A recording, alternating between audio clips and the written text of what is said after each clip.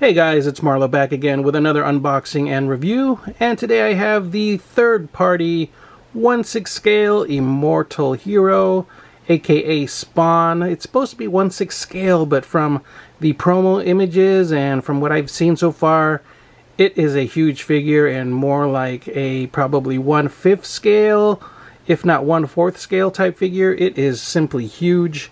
Even though it might not, stand with the 1/6 scale figures in my collection, I figured it'd be a nice standalone piece. The promo photos that I've seen were really nice and convinced me to buy it. It was a bit hefty of a price at about $350 before shipping, and with shipping, oh my god, it just was kind of outrageous. So hopefully I won't be too disappointed. This is the shipper box that it came in. Pretty simple.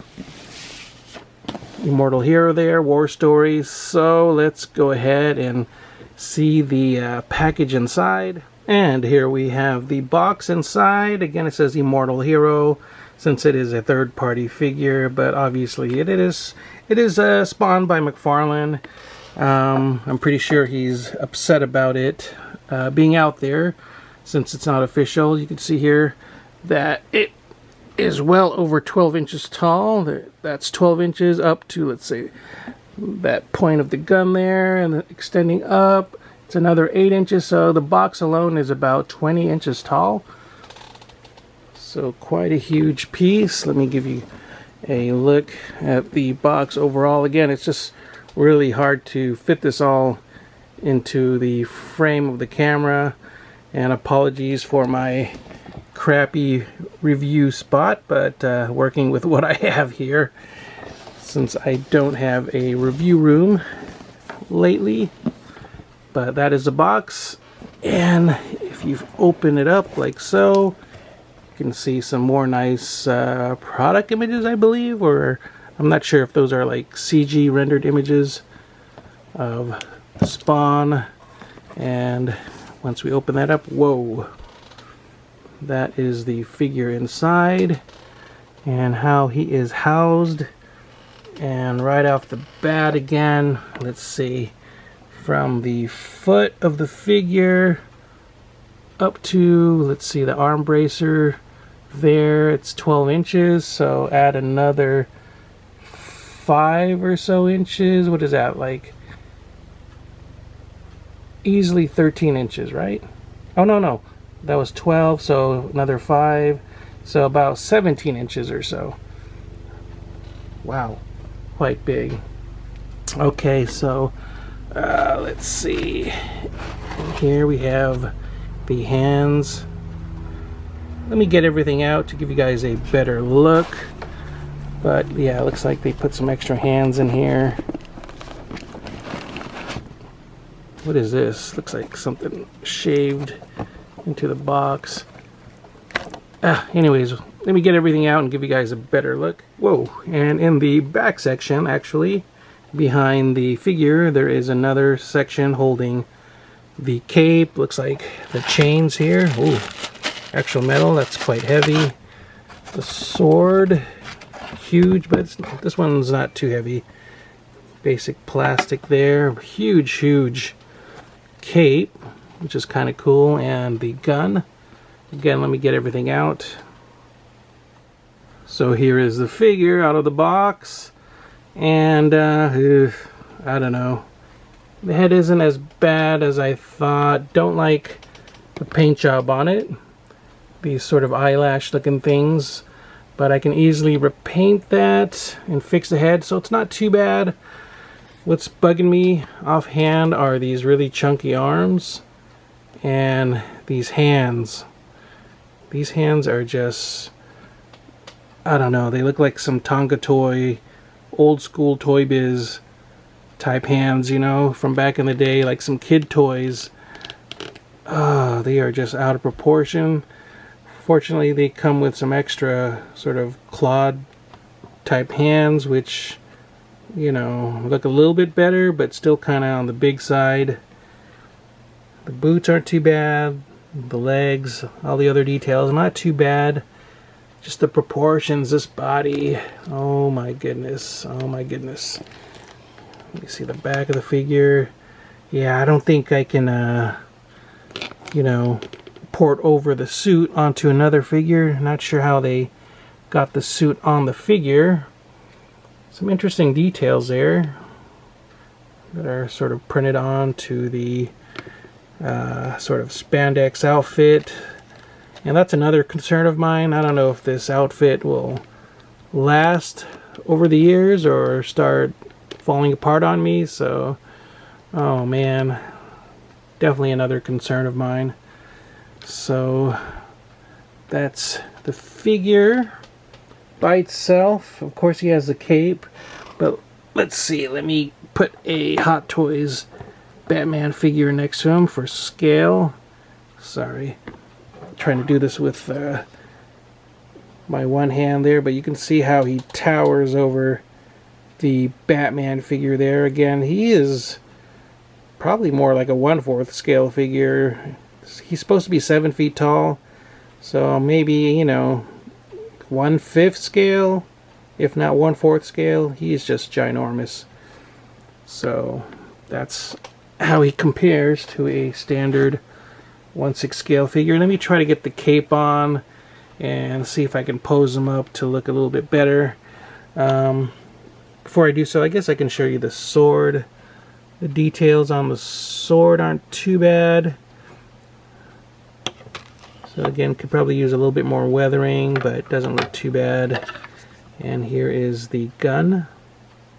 Again, not too bad. Looks like, you know, standard 90s Image comic style, you know, crazy extreme gun that doesn't make too much sense, but looks cool, I guess, with the weathering.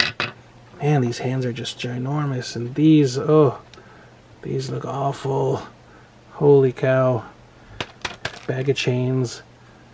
The bullets are kind of cool on the bandolier. They're actual metal, so they're quite heavy. So that's kind of neat. I don't know, trying to find some redeeming qualities of this figure. Wow. Alright, let me get the cape on for you guys. Alright, here's the Spawn figure once again with the cape on. There's a couple snaps right there where you can just snap it onto the body, so that's kind of cool. Seems to hold it pretty securely, and it definitely helps make the figure look a lot cooler. Right now I have it in a basic vanilla type pose. The cape has wires throughout, like each of these sort of ridges in the cape there have wires, so you can pose it all kinds of ways, so that's kind of neat. And definitely through the top collar area of the cape there are wires, so again you can pose those however way you wish. Just showing you offhand. So the wires are really nice. They hold the shape really well. So again, you're gonna have to play with it to get some really cool looks out of this Spawn figure. Again, trying to find redeeming qualities. I mean, the size and scale really is impressive. Don't like the overall proportions. Again, the hands are terrible.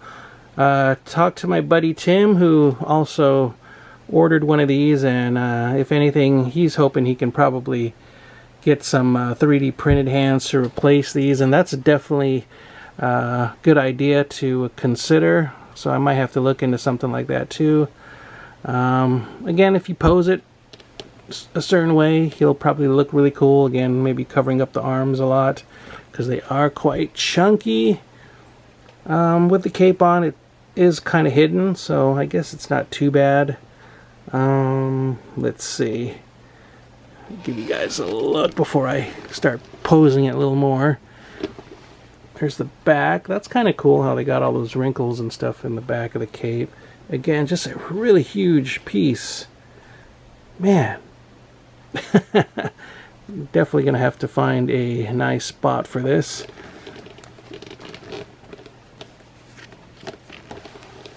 So, if anything, I guess you guys are going to be curious about the articulation points. Whew, let's see. Okay, this is going to be hard with, let's see, I don't have enough room. Okay, as far as articulation, the head doesn't really go up and down too much. It's more like a side to side type thing. The arms do go out, not too high. Again, it's going to be a little bit hindered by this suit, I imagine. So, yep, probably about that much. So not much give with the arms going out. Oh my god, it's going to be hindered by the suit big time. But you can get a decent bend at the elbow, and it seems pretty firm there. So something like that. Rotation at the hands, nice swivel. There is an ab crunch, so that's not too bad. Again, I'm kind of worried about this suit ripping. The legs seem a little bit loose on mine. Hopefully they're not all that way. But yeah, it seems to hold the leg pretty good even with this big heavy piece there. And this is pretty solid, so you're not going to get any movement with the feet. Looks like double joints at the knees, so get a decent bend there at the knees. And again, the legs can only go out so much because of the suit. So yeah, it can kind of hold a, you know, kicking pose, only like so high. Again, that double joint at the knee, so not too bad. Some rotation there also at the top of the thighs. So, I don't know. Not as bad as I thought as far as articulation, but not that great either. But you should be able to get a fair amount of decent poses out of this. Again, here he is standing up. Let me put Batman next to him once again. The Hot Toys Batman. Again, just ginormous next to the Batman. So if anything, like I said, I meant to get this more as a standalone piece. You know, maybe as a center point in my Spawn collection. I do have a ton of McFarlane Spawn figures. So I think that'll definitely draw some attention. So, wow, overall, what do I think? I can salvage it, I think. Cover up some of the arm details, repaint the face. Hopefully get some new hands. Let me try the clawed hands and see how that looks on the figure. It might look a lot better, because these hands right here with a big open circle, those just look horrible. And here we have Spawn. I kind of played around with the cape a little bit. Not the best at posing this type of stuff, but you know, maybe I can look through some of the Spawn comics and try to emulate some of the McFarlane type designs he did with the cape. But just to show you, you know, how you can bend the wires in the cape to get a certain look. And that's kind of fun, actually. I mean, you know, if you spend some time bending the wires in the cape, you can get a certain look out of it. And with the cape, he doesn't look half bad. Again, the weak points on this figure are the hands and the arms. They're just too huge, in my opinion, the hands.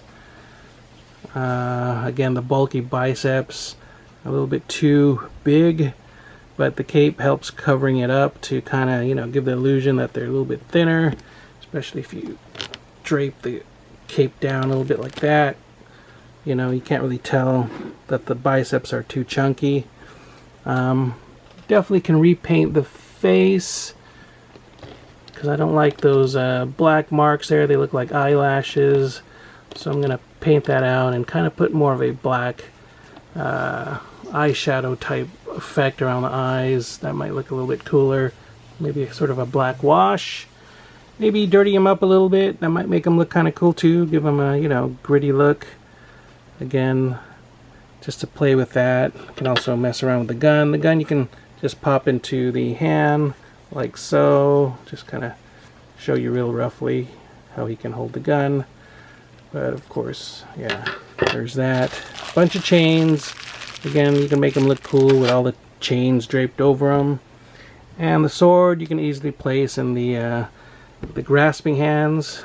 The end of the sword pops off like so, so you can easily you know, feed that through the hand there.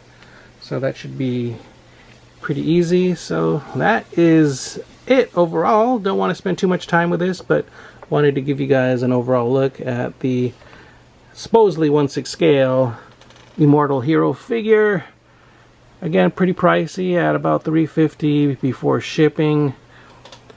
Got to think about if I want to keep this in the collection or not. Definitely not too bad for you diehard Spawn collectors or fans. Might be something you might want to add to the collection. As for me, a little bit disappointed in the proportions and some of the details, but still kind of has some presence on display.